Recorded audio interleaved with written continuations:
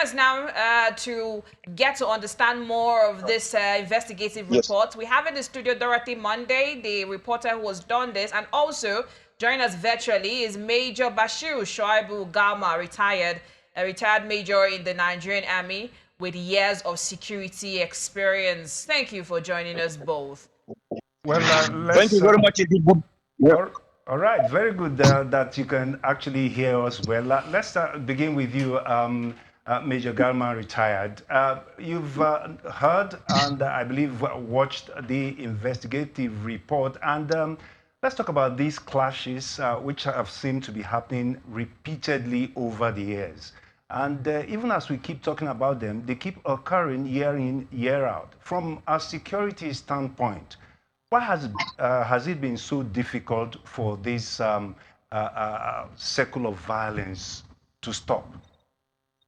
Well, I don't think it is going to stop very soon, because there's no political will by the politicians, by almost, I can say, by the rulers of the country to stop it in various regions. When I say regions, states, and so on and so forth. The real cause of all these things, they are not very strange to us. We know it. Land grabbing. People who have been there, original people, are always being deprived of their land, the land which they explored in some areas that have been considered uninhabitable before. That suddenly, just because people are making money, they are looking for places to spend the money. People are looking for places to build estates. People are looking for places to have big farms and so on and so forth. Keep on displacing these people. So what happened is this: when they refuse to leave the place, they came to people. Other people came to overtake them. When they want to move with their hearts, cows and so on and so forth, they trample on people's farms and so on and so forth. But it is not strange.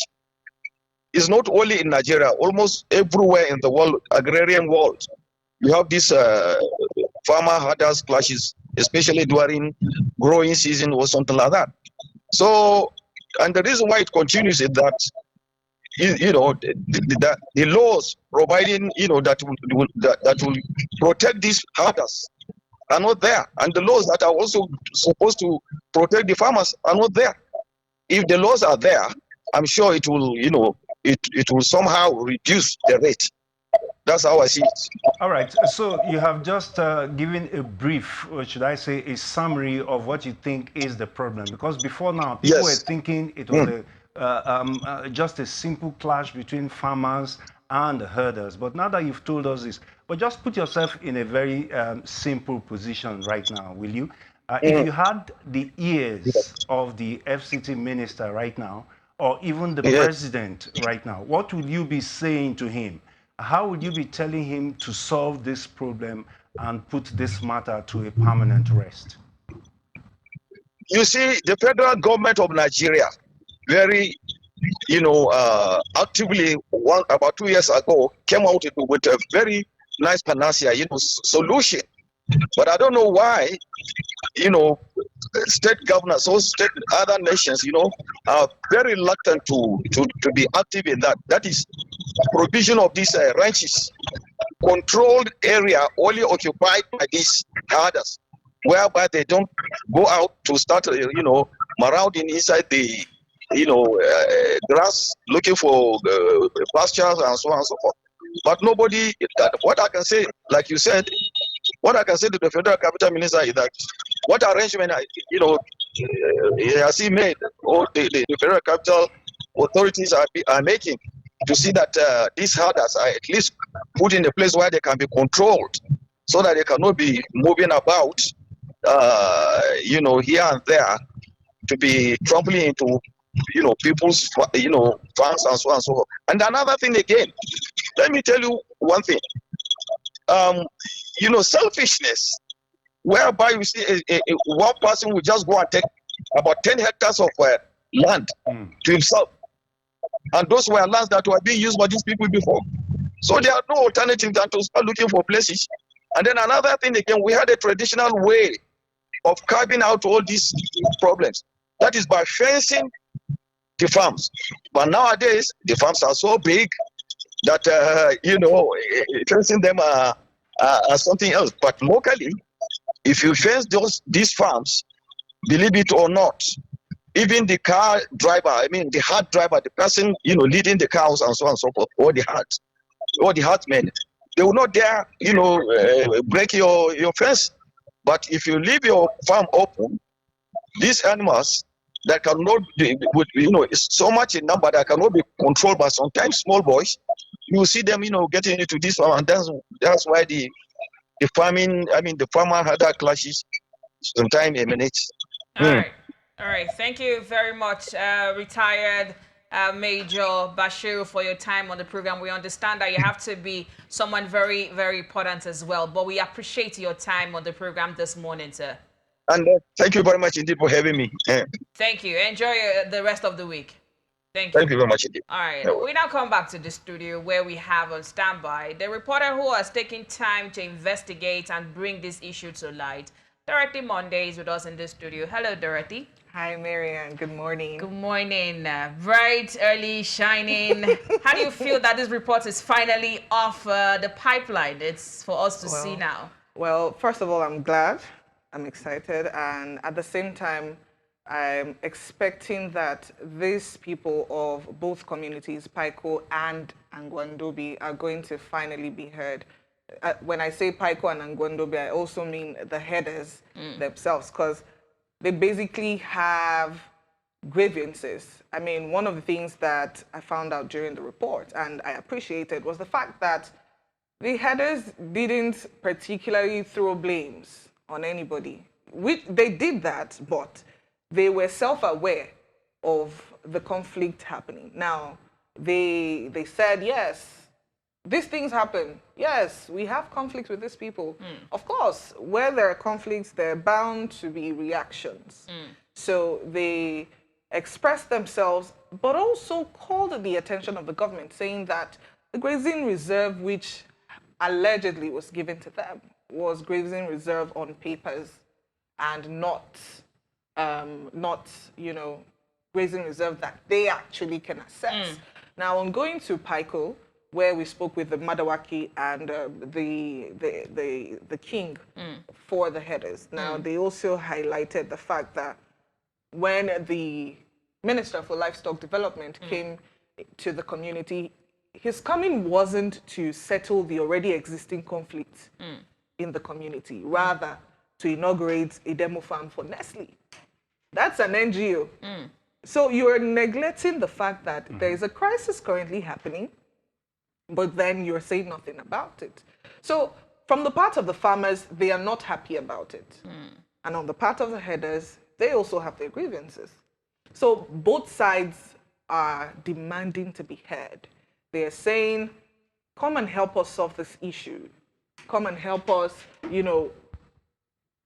put an end to this long... Now, this has been going on for years. Right. It was mentioned by some of the people. But then, Dorothy, when you were getting into this report, you had something in mind to achieve. And then when you got into investigating all of these issues, what was that one thing that surprised you? You knew you were going to see all of this from the side of the government, from the headers and all. What was that one element that, got your attention to say, oh, I didn't know, I had an idea of this, but this also was revealed during the course of the investigation? So, Marianne, I would start by saying that most times Nigerians think emotionally and not logically. And that includes me, because in the city capital now, we see cattle on the major roads, and then you are honking your car, you're saying move, and then you're wondering, why are these people not moving?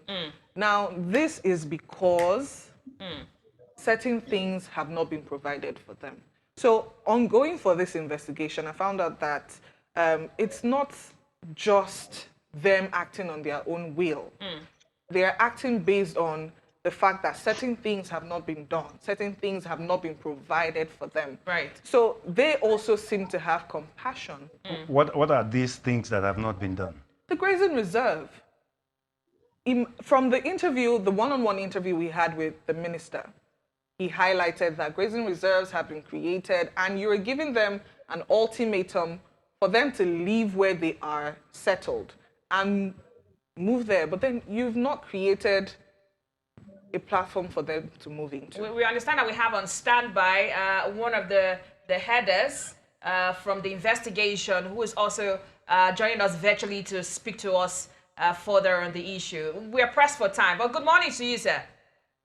Can you hear me loud and clear? Good morning. Good morning. Good morning. I'm Hussein Hassan from Paiko and Grazing Reserve. Husseini Hassan, thank you for joining us this morning. Quickly, we are out of time. But what do you say to this investigation that we carried out and to the government as well? What further can be done? Definitely, what I want to say, I'm Hussein Hassan. I'm from Paiko here. In fact, the grazing reserve in Paiko, definitely I would hear the radio, grazing reserve, but unfortunately, when it comes to grazing reserve, nothing had been done to the pastorally. This time around, if you come to the grazing reserve, you will find that even the cattle route we didn't have in the grazing reserve, nowhere to keep the cattle. All our access of water is nothing. But at time I'm surprised when I had government say everything in place in the grazing reserve. Definitely, nothing has done in this grazing reserve. It's only there are a lot of problems are going on. What do you want the government to do? First point of action right now. What do you want the government to do? A call to action, quickly, sir. Definitely, what we want government to do in the grazing reserve, we need place where our cattle to graze. One. Secondly, we need cattle route. We didn't have cattle route. The causing problem between we and the farmer. Everywhere is farm. They block all where we're supposed to go get water or where we're supposed to get the faction where our cattle to graze. So definitely we need it urgently. Yeah. So yesterday we learned that farmers in Paiko called DSS on the headers and there's been a bit of chaos. Can you quickly give us a bit of understanding of what transpired yesterday? Definitely what is happening is that there are houses stay here more than 10 years. They block the where the cow to follow. But unfortunately, even the report to the DSS nothing have been done, and with the report different area traditional leaders, police and order. Even there are times Emir of Zuma give order that cattle route to be open. But this time around, day before yesterday, when an order go there, the DSS giving the order that they will follow where they are following with their vehicle and order. Now where their cow is supposed to follow, not where they follow again. That's the result we have yesterday. Okay. Thank you so much for speaking to us. We'll do well to also connect with you again to know the developments from the community. Mr. Hassan, thank you. Thank you very much, ma. Thank you. Thank you. Dorothy Monday, thank you for your time on the program this morning. We do hope that we get solutions, get to the people as soon as possible. And thank you for your investigation. Thank you so much. All right. I guess this is where we call it a wrap. But right after this break, we'll be wrapping up the morning edition. Don't go away. We'll be right back.